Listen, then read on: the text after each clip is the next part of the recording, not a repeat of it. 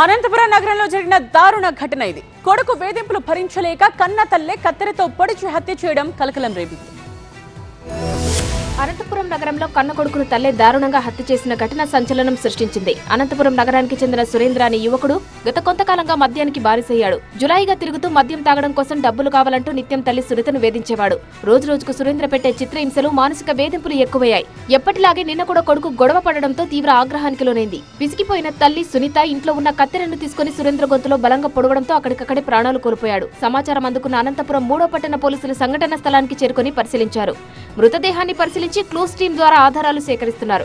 ఈ ఘాతుకానికి పాల్పడిన తల్లి సునీతపై కేసు నమోదు చేసిన పోలీసులు వేధింపుల వల్ల ఈ హత్య జరిగిందా లేక దీని వెనుక ఇంకా ఏవైనా కారణాలు ఉన్నాయా అనే కోణంలో దర్యాప్తు చేస్తున్నారు. ఈ రోజు అనంతపురం పట్టణంలోని సురేంద్ర, సుజాత, బ్రహ్మయ్య దంపతులు కొడుకున్నాడు సురేంద్ర అని చెప్పేసి అతను తల్లితో గొడవ పెట్టుకునే విషయంలో రోజు ఇట్లనే ఆ తల్లిని కొట్టి హింసిస్తూ ఉంటే ఆ అమ్మాయి తట్టుకోలేక చేతికి అందిన కత్తెర తీసుకొని పొడవడం జరిగింది. రక్తస్రావమే అక్కడికక్కడే చనిపోయినాడు.